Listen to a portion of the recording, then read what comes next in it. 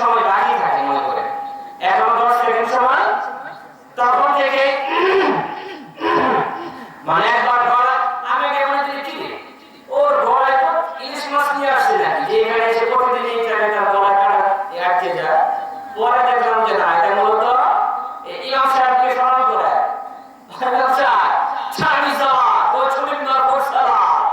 আপনার সময় আবার হয়ে গেছে, মুসলিম বলে যান না কেন, তারপরে দিন বলে যান আমাদের জন্য। এই 10 সেকেন্ড থাকতে মসজিদের অ্যালার্ম বলি, অ্যালার্ম হিসেবে আমাদের গলা কমপক্ষে 5 মিনিট সময় বিলম্ব করা লাগে, কিন্তু 5 মিনিট 10 সেকেন্ড আগে এই অ্যালার্ম বাজে আমাদের দড়ি, অ্যালার্ম হিসেবে আমাদের গলা। মসজিদে আপনি কিছু সময় বিলম্ব করেন, সেইটাও নামাজরত বলে গণ্য করা হয়। সুবহানাল্লাহ। সহিহ বুখারী 659 নম্বর হাদিস। قال رسول الله صلى الله عليه وسلم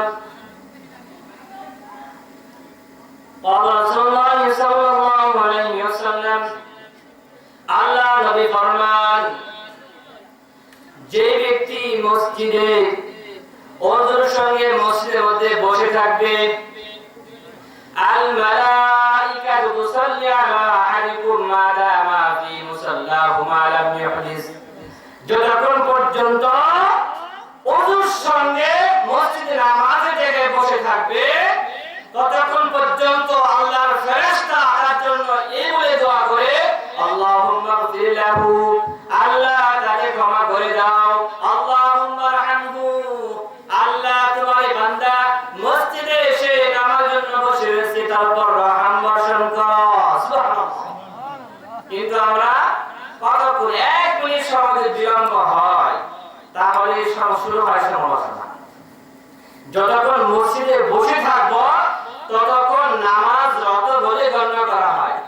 হাদিস শরীফে আছে, লা ইয়াজালু আহাদুকুম ফি সালাতিন মা দামাতিস সালাতু তাহবিসুহু লা ইয়ামনাহু আন ইয়ানকালিবা ইলা আহলিহি ইল্লা সালাত, যে ব্যক্তি নামাজটা বাড়ি যাওয়া থেকে ফিরিয়ে রাখে, ওই ব্যক্তি যতক্ষণ পর্যন্ত মসজিদে বসে থাকবে ততক্ষণ পর্যন্ত তাকে সালাতরত বলে গণ্য করা হয়। সুবহানাল্লাহ। নামাজরত মানে আপনি মসজিদে বসে আছেন, নামাজের অপেক্ষায়, এই নামাজ আপনাকে বাড়ি ফিরে থেকে আটকে রেখেছে, ততক্ষণ পর্যন্ত সালাতরত মানে আপনি নামাজে আছেন বলে গণ্য হবে। সুবহানাল্লাহ। আর আসতে বলেন সুবহানাল্লাহ। মানুষ এই যে একবার সুবহানাল্লাহ বলতেছেন না, এটার জন্য দেখবেন একবার সুবহানাল্লাহ, একবার সুবহানাল্লাহ কোনরা মাহফিলে বলে আসলাম, জান্নাতে কেমন সেজন্য আফসোস করবে যে একবার সুবহানাল্লাহ বলে আসতে পারতাম, তাহলে আমার উপস্থ দেখে যে নিয়ামত দেওয়া হয়েছে, আমি তার মতো নিয়ামত দুই পেয়ে যেতাম। সুবহানাল্লাহ। এই জন্য মসজিদের সাথে আমরা সম্পর্ক রাখবো, তবে মসজিদের সাথে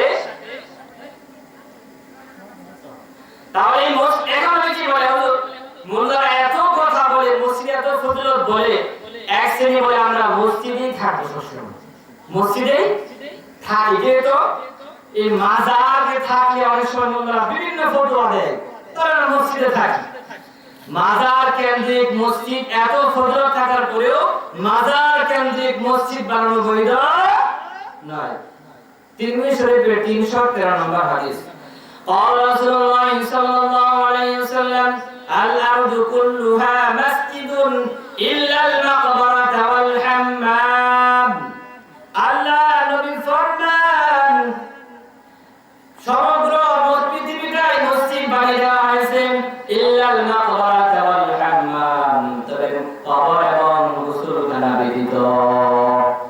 এখন আপনি কবরকে মসজিদের জন্য, কবরের জন্য মসজিদ বানিয়ে এখানে বসে থাকবেন, দিনের পর দিন শুয়ে থাকবেন, নিজের হীন উদ্দেশ্য প্রতিষ্ঠার জন্য আপনি দামি জায়গা থেকে ব্যবহার করবেন না, বলতে হবে না। একটু দেখলাম কোথায় গেলাম এক জায়গায়, মানে ওইখানে আছে 25 বছর, কত বছর? 25 বছর এক হাজারে আছে, কোনো গোসলের প্রয়োজন হয় না। আর চিন্তা করি বছর থেকে পাঠার বন্ধ, আমরা ভাই ও কেন ভাই 25 বছর এক হাজারে কোনো গোসল নেই, মানে গোসল টোসল কোনো প্রয়োজন হয় না, সে গর্বের সাথে বলতেছে। কোথায়? মাজারে। কোথায়? মাজার। এগুলি আমরা বলার কারণে এখন এসে বলতেছি আমরা মসজিদকে মাজারকে কেন্দ্র করে মসজিদ বানিয়ে ফেলি, যেটা এত ফজিলত, এটা বানিয়ে এখানে আমরা থাকবো আর ইমাম সাহেব যা কিছু বলতে পারবে না। মাজারকে কেন্দ্র করে মসজিদ বানানো বৈধ হবে না। আবার অনেক বলে তাহলে মসজিদ বানিয়ে মসজিদের ভিতরে মাজার বানাই, ডানে বামে সামনে পিছনে, সেটা বৈধ হবে না, সেটা বৈধ হবে না। মুসলিম শরীফের 1500, মুসলিম শরীফের 1216 নম্বর হাদিস, قال رسول الله صلى الله عليه وسلم على أعلم فرمان شدان شدان وأن من كان قبلكم كانوا يتخذون قبور أنبيائهم وصالحيهم مساجدا شدان তোমাদের পূর্ববর্তীরা তাদের নবীগণ এবং সব ব্যক্তিদের কবরকে মসজিদে রূপান্তরিত করেছিল। ফালা তাত্তাখিযুল কুবুর মাসাজিদা, তোমরা কিন্তু কবরকে মসজিদে রূপান্তরিত করো না। ইন্নী আনহাকুম আন যালিকা, কারণ আমি এর থেকে তোমাদেরকে নিষেধ করলাম। তাহলে মাজারকে কেন্দ্র করে মসজিদ বানানো যাবে না, আর মসজিদকে কেন্দ্র করেও মাজার বানানো যাবে না। আফসোসের বিষয় হচ্ছে অনেক জায়গায় মাজারগুলো দেখার জন্য আমাদের মুসলমানরা অনেক সময় সফর করে, কি করে, অথচ এই মাজার দূরের কথা, মসজিদ, 3টি মসজিদ ব্যতীত অন্য কোনো মসজিদে সফর করা শরীয়তসম্মত হবে না। সহিহ বুখারী 1144 নম্বর হাদিস, 1144 নম্বর হাদিস। قال رسول الله صلى الله عليه وسلم لا تحل الرحال إلا ثلاثة مساجد, 3টি মসজিদ ব্যতীত অন্য কোন মসজিদের বরকতের উদ্দেশ্যে সফর করা বৈধ হবে না। আল মসজিদুল হারাম, 1 নম্বর মসজিদুল হারাম, ওয়া মসজিদ রাসূলুল্লাহ সাল্লাল্লাহু আলাইহি ওয়াসাল্লাম, 2 নম্বর মসজিদ নববী, আর তারপরে বলা হয়েছে ওয়া মসজিদুল আকসা, 3 নম্বর হচ্ছে বাইতুল মুকাদ্দাস। ওই 3টা মসজিদ ব্যতীত অন্য কোন মসজিদের উদ্দেশ্যে বরকত আদায়ের জন্য, বরকত অর্জনের নিয়তে কোন মসজিদে যাওয়া বৈধ হবে না, কোন মসজিদে সফরের জন্য বৈধ হবে। অথচ আমরা মাজার দেখার জন্য যাই, কি দেখার জন্য যাই, যারা গিয়ে থাকি মন খারাপ করে আমার কথা শুনে, কিন্তু আমরা অনেকে হাদিসে কি আসছে, হাদিস যেগুলি বলতেছি আমাদের মাদ্রাসা পাঠ্যপুস্তক অনুযায়ী অর্থাৎ মতন কিতাবের নাম্বার আপনি মিলিয়ে রাখেন, সুস্পষ্ট করে নিষেধ আছে। কিন্তু আমাদের মুসলমানদের ভাইরা বাবা শাহজালাল, বাবা শাহপরান, বাবা খানজাহান আলী, বাবা চন্দ্রপুরী, বাবা ফরিদপুরী, বাবা খেতাপুরী, বাবা ফুসকাপুরী, বাবা বেলপুরী, যত পুরী আছে এই সমস্ত পুরীর কাছে যাবে, জিজ্ঞাসা করলে বরকত আদায়ের জন্য, নাউজুবিল্লাহ বলি, বরকত আদায়ের জন্য ওই মাজার যদি আমরা সময় সফর করে দেই, একদম বৈধ নয়।